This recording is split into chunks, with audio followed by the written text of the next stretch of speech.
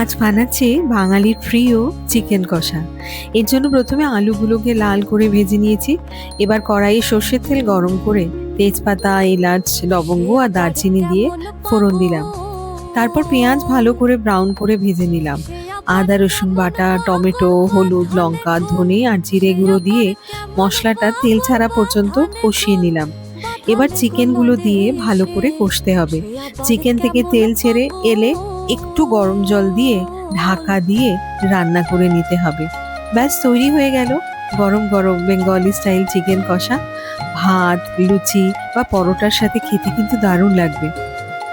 ভালো লাগলে like, share আর subscribe করে দিও কিন্তু। রেসিপিটা অবশ্যই ট্রাই করো বাড়িতে। আর এরকম আরও রেসিপি পেতে হলে সঙ্গে থেকো।